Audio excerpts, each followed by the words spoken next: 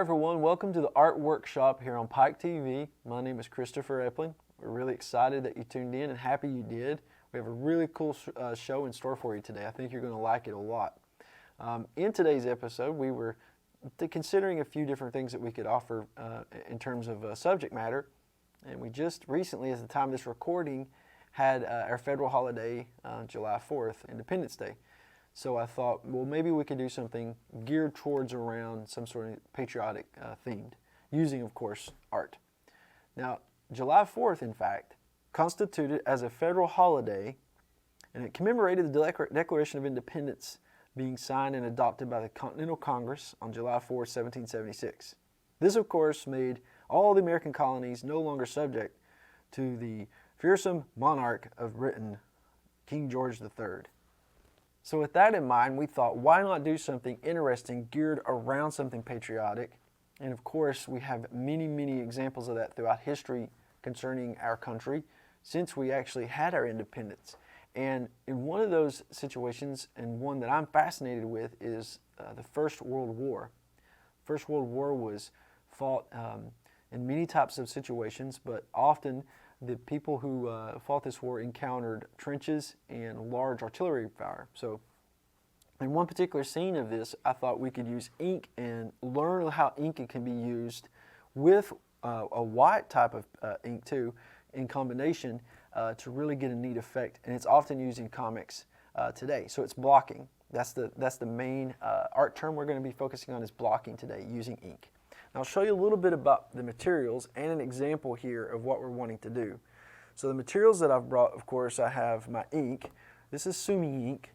That's a very, very dark ink. Now listen, you don't need all this stuff that I'm showing you. In fact, if you have a pen at home and an eraser and a pencil, you're great. That's all you really need for this.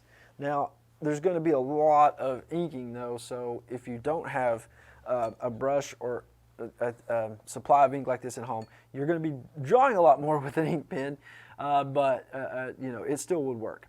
So I have also my brush, of course, and then along with my brush, I have this little cup, so I can take my ink and hopefully not spill it on the paper. Get a little bit out, pour it into my reservoir here. All right, I think that should be good. Seal her back up. And now I have an ink flow ready to be used. That is definitely going to come in handy a little bit later once we're ready to go forward and ink it. Now, I've also got a mechanical pencil. I brought an eraser with me. I also brought two different types of felt pens. Not a whole lot of difference, just the size of it. Felt pens, of course, are real soft, but they're not like a ballpoint pen, or they're not like a nib or brush. But speaking of brush, I also brought the brush pen in case I need it. This is just like the brush I showed you earlier, except this one doesn't need to be dipped. This one actually has ink inside it. So those are my tools. And I forgot, the last tool is of this proof white. Now, proof white is an absolutely essential tool for cartoonists and inkers, because when you make this mistake, not if, definitely when, this comes in handy. Think of it like almost like whiteout, but it's a little more powerful. Now, here's an example of what I would like to do today with you. This is a page from Bruce Parsons' book, Mockingbirds. This is the original art for it. When I did this page, I had to create the setting that you see here, which is trench warfare. And they have these large artillery guns. But in the background of all these scenes, beside the characters and the elements that you're looking at, you also see that there's stuff going on back here, way out in the background. So in art, if you're looking at a drawing or a page of panels, these are boxes, these are panels. If you're looking at a comic book, a graphic novel, a picture book, no matter what it is, you have basically two elements you're working with on every single image you look at. You have the foreground, which is stuff close up to you. If you're sitting here in this trench with this man and you're looking at this unexploded artillery round, then you're going to be able to see stuff closer to you appear much larger, obviously, right? But then you also have the background. The background is what you're seeing way out here in the distance.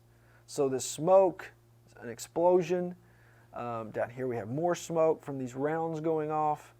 Okay, and then you also have some trees. You can see them barely, but you can see them. And then later on, even in this page, when we jump from this war setting back into the setting of the house this man's sitting in, The foreground, of course, would be this gentleman's back, his leg in the book, the floor, and the background would be the walls leading all the way here to the steps. So you can kind of get an idea of what I mean by foreground and background. Now, a panel in comic strips are really important, and we just talked about that. That's the block that the artwork appears in. I brought in a little bit of a cheating code, if you will, a cheat code for this art today. We're going to be using a little bit of painter's tape. You don't necessarily need this at home, but I'm going to use it, and I can show you kind of how the effect comes to play once we start using it. So instead of actually using a ruler and blocking out a panel, I'm going to use this painter's tape, and I'm going to make my panel out of this. So I'm actually just really kind of cheating a little bit here, but the effect will be the same, hopefully. All right. So I'm just going to make a box. That's my goal, is to make a box. It doesn't have to be perfect. It does not have to be perfectly square. It's okay if it's off a little bit. It doesn't matter if the tape comes out of the edges, because all we're really focusing on is what happens inside of this. And let's see, one more for this side. I'll make it about this big, I guess. Be good. I didn't have an idea how big I was going to make this, but I think this is enough where you can see it. And if I make it too much larger, I won't be able to finish in time for the show to end, so that's never good. But I think this is about what we're working with. Now, you at home don't necessarily have to do this, but if you do have a ruler, you can just draw a line around and make a box. So inside of this is what we're going to be creating. Now, we need to start working on our scene. So get your pencil.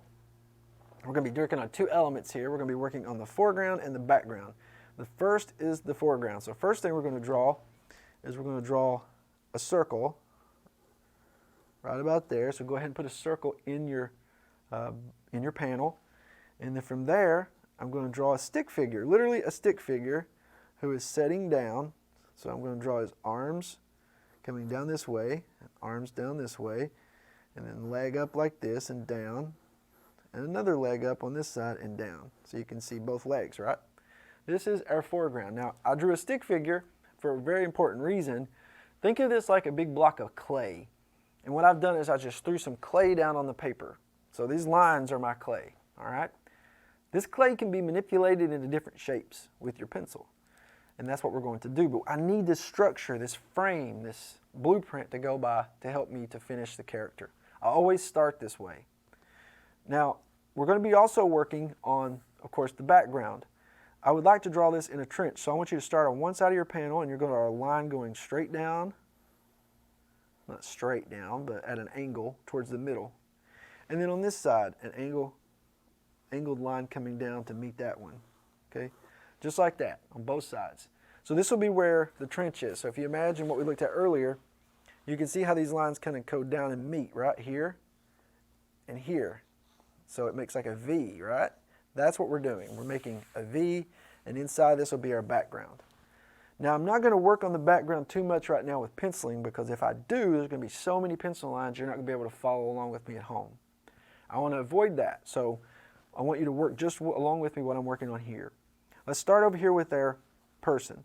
The first thing I'm going to do is draw a line going down the middle of my oval, like that. That's the center of the face. Once I have the center of the face drawn, I'm going to leave that alone. I'm going to go down and work on the neck. Now what I'm doing is I'm going along the lines that I made with the stick figure, but I'm adding more to it, okay? So the shoulders, I'm actually going to start drawing now a little more detail in the character. So I'm following my lines, but I'm adding detail. Of course, here we got the jacket. There's a couple of lines that come out to make the collar. This side too, just like that on both sides, okay? Now we're going to work on the back coming down. So he's sort of positioning himself up on it with using his hand here. And we'll work more detail on that later when we ink it. But in this hand you can't see so well. It's coming down on this side. Now the back comes down to the middle part of the waist right here. So that's the waist. And then these lines, which make the legs, are great, but we need to put a little more thickness in them. So that's what we're doing here. We're just basically tracing over the line that we made, making a parallel line coming down. Of course, this leg too. So now that starts to look more like a 3D person, right? Instead of or person in 3D, I'm sorry, instead of a two-dimensional. And then the boot. Now this boot will be covered up some with the trench, so we're not going to put too much in that. Now World War I was a very vicious war. If you've read anything about the history of what happened, many things that happened in World War I and World War II, you know that it was a very, very, very devastating, deadly, terrible event. The people who fought in that war helped to ensure that our independence and our freedom and democracy would continue. So it's something that I think should be remembered and remembered with respect and honor. So in this, through cartooning, we're just remembering these events. Now I've got the body kind of filled out more. It doesn't look super detailed, and that's okay. He has a little bit of this here with a gun belt, so you can imagine his ammo belt here he's got, and then his collar of his shirt up here. Now we're going to work on the face. So now we're jumping up here to the head, and what I've done is I drew a line down here for the chin, and then I'm following my line up. Now that line I drew down the middle of my circle helps to tell me exactly where the eyes are, the mouth and nose, by placing little tiny lines like this. So you have these lines, eyes, nose, mouth, little dashes. The helmet goes across the forehead, down, and we're going to draw this coming up this way and down on this side, just like that. So there's his helmet. He's got a chin strap, and of course we can fill in more detail with the shoulders in a little bit. So you draw the helmet going over top of the head so that it looks like it's resting on his head. And then of course inside we can put his eyes here, a nose, and mouth. He looks pretty concerned, and the chin strap. And we have our little soldier sitting there. Now we're going to work on our trench. So starting up on this side where we first drew this line, we're going to start drawing these series of lines coming down from this line. You can see how that works. Just some series of lines that go and try to meet in the middle here. So this is the middle of the trench. So we want to continue to draw these lines coming down. They get closer together as you get further away. Something like that. And you can make this a little bumpy because it's not going to be a straight. It's going to have some rocks and debris and dirt. This going down into the trench. So you keep on putting lines going to the floor of the trench. The floor of the trench actually could be drawn in too. So you could draw this coming back this way behind him. Now I'll work on this side, drawing a series of lines coming down too, just like this. And of course, just like with the other side, as we get further away into the background, these lines start to actually get closer together. And you can be really, really free with how you apply the lines. They don't have to be a certain way. You can make your lines however you want, coming down from this main anchor point here, and the lines extending out, okay? So now what we have is a soldier sitting in a trench. We want to work on this background. So what I'm going to do is first I'm going to put a few trees back here. So how you do that is you come and you make almost like a point, like an arrow, and then you make another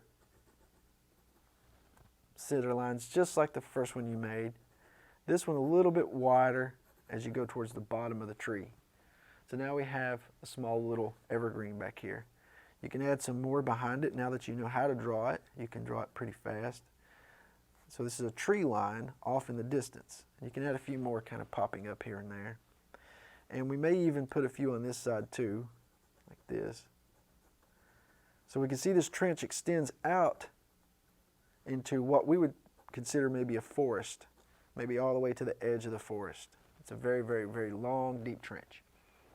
Now that we have the trees sketched out here in the background, I want to create the effect of smoke rising up. So start at one point, and we'll start over here on the left, and you're going to draw these series of lines that look almost like clouds, and you don't have to make the exact number of small little ovals I'm making. You can put as many as you want, but as you get towards the top, make them larger.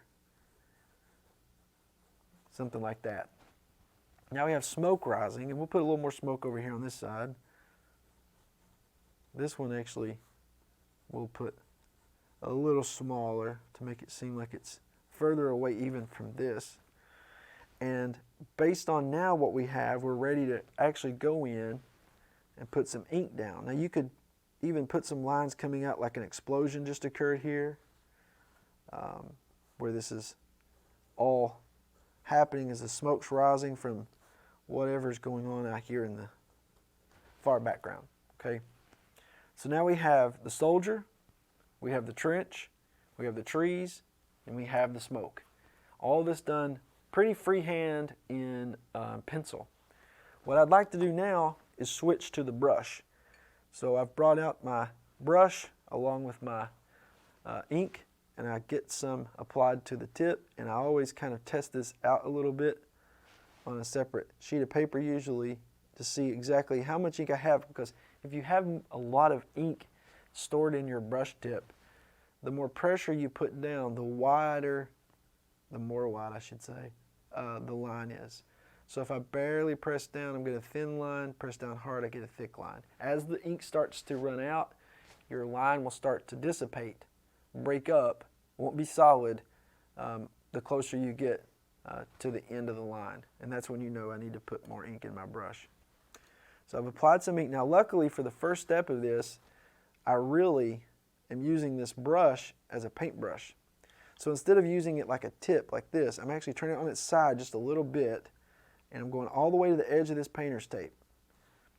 And what I'm doing is I'm just going and putting a ton of ink. I'm even going over top of where this looked like an explosion occurred here, because that will be put in later using our trusty Pro White.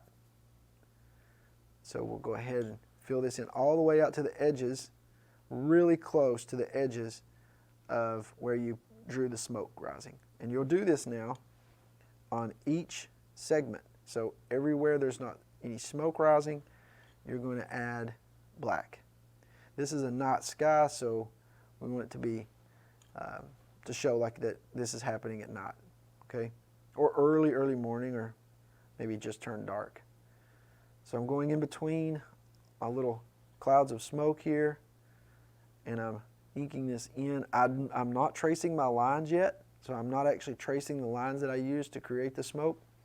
I'm getting very close to it though, but I'm not tracing them. The reason for that is those lines need to be very sharp, and you know, you need to be able to tell that there is a real distinct difference there between the smoke and what's happening around it. So I want to use a felt pen to go in after I've inked all this and go back in and touch up those the smoke. I'm doing the same thing here for around his helmet. I'm not going all the way to the edge of the line of the helmet. I'm getting very close though and back him away. For the trees, you want to do the same thing, kind of leave those alone, and we'll add more trees back here in the deep background once we go in and start using Pro White again. I mean, our felt pen, I'm sorry. So again, you're putting this down almost like a paintbrush. If you turn your paintbrush to the side, you're going to get the effect of there being larger swaps of black, right? And that's what we want. Now the felt pens come in real handy. You can think of those as like touch-up work. This does broad work, and your felt pens will be like for touch-up, for detail, for getting in there and getting all those little tiny segments that's so small just right. All right, we're almost there. I'm going to go ahead and ink the rest of this segment and the next, and then if you touch up anywhere you may have missed some, you go back in and you can apply even more ink to that area. Now, using ink this way, where you're actually covering up space on a white piece of paper, is a really useful tool to get certain effects with drawing and, of course, cartooning. It works really good, but also when you use this Pro White, when you actually take away from the black that you put down, that even enhances it even more, because it looks as if you've went in and very precisely and carefully with a magnifying glass gotten in there and covered up some of these real small details. So you want to give the effect of certain things in art. Art is almost, in some cases, using tricks of the eye to give an effect. So if a reader's reading a graphic novel or any book with there's images in it, those images need to represent what the reader's taking in through reading. You want to come as close as you can to what you imagine a reader's imagination would be if there were no pictures. All right, so what we've done is we've went in, we've blocked out all these areas, and now we're going to use the same method here by putting a little bit of some deep shadows going down the trench. And of course, again, our felt pen will be used to really go in and enhance this to make it look better. But I do want some deep shadowing on some of these trench lines. So just coming down from the top, those lines that you made with your pencil, coming down from those 2 points, that's what we're working on now. We're working on getting all those nice and covered up and filled in. Now there's going to be, of course, some shadow behind the soldier here. And you might want to be careful. I'm kind of trying to move pretty quickly, but sometimes you can be so quick that you may spill your ink on your drawing, which is, trust me, never a good thing, especially if you've worked a very long time on it. But luckily there's Pro White, right? Pro White is there to help in situations like that. Here we got some real nice solid black here. There we go. Even on this side. And of course we will go back in with that felt pen shortly.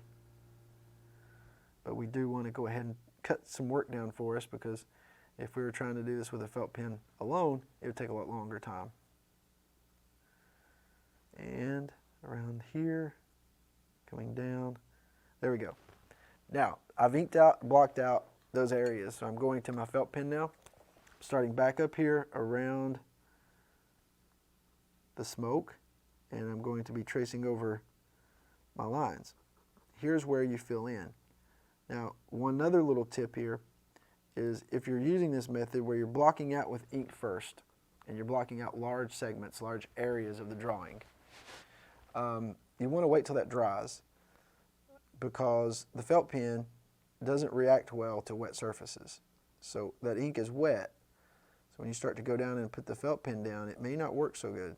It may actually jam up on you, or worse, just stop working. But in this case, it's dried enough that I can go in now and make this a little more crisp. So what I'm going to do, I'm going to actually use a method here for speed drawing that we speed up the segment of the show. So I'm going to go around doing this to every single strand of smoke coming up, but you know kind of what I'm doing as I'm doing it. So let's go ahead and fast forward through time a little bit to get to where we need to be.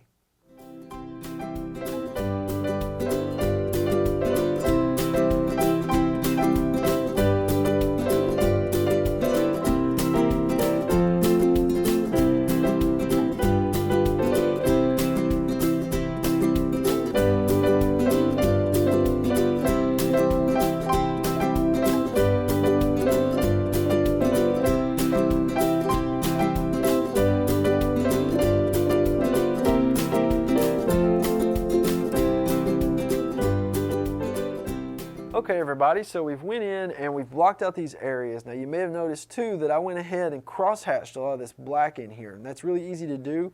What you do is start at one point that you've come down with a line, and you make a series of parallel lines, and you just cross those over with another series of parallel lines. It gives the effect of shadow down inside this trench. I've also went over top of all of the lines that made the little circles and things, kind of shaping them up. So this is where we can jump in now and use our Pro White. Now for Pro White, if we grab another brush here real fast, Pro White is exactly what I said earlier. It's like using whiteout, and it's a little bit thicker. I'll go ahead and crack it open here for you so you can see. But how you use this is you of course get your brush a little bit on the ends of your brush like that, and when you go in, you can start to add some trees in the background. So instead of blocking these out in black, you can put the effect that there's more trees back here farther off in the distance. And for the explosion, we can do that too. So we have these little points sticking up here and there. You can go really detailed with this, and of course sometimes you have to go over it a few times to really get the effect, because this black is pretty potent, and especially when it's still wet a little bit, you're going to see that it doesn't take to the black as well. We can put an explosion, so we have these little dots coming out, large pieces here and there. Almost look like something has went off in the background. And then the really cool part is if it's at night, let's say if it's actually snowing, I can get some white on my brush like this, pretty good amount, and tap it against the edge of your a pen or a pencil and smack the brush just like this. And what happens is it starts to put all those dots nice and randomly throughout your drawing. So it almost looks like there's snow coming in on top of everything else going on, which believe me, this word was terrible, and they fought in conditions like we could never imagine today. So blocking out is really fun, using very solid shapes like we've done here can give the effect that you really have some depth in your background. And the reason that I put the painter's tape on is once you're finished, of course, I'll pull this off and our line should be nice and straight, and we didn't have to draw them in. So please, if you worked along with us today, we'd love to see your work. You can share it by sending it to the Pike TV99@gmail and include your name. Please tell us a little bit about yourself too. We'd love to know who you are, who's sending the work, and we promise on the next episode, or one episode that we create shortly, we will share that work. So thank you so much for tuning in. We really appreciate you being here, and hope you've enjoyed today's episode. On behalf of Pike TV and the Art Workshop, I'm Christopher Epling. Until next time, remember, keep drawing.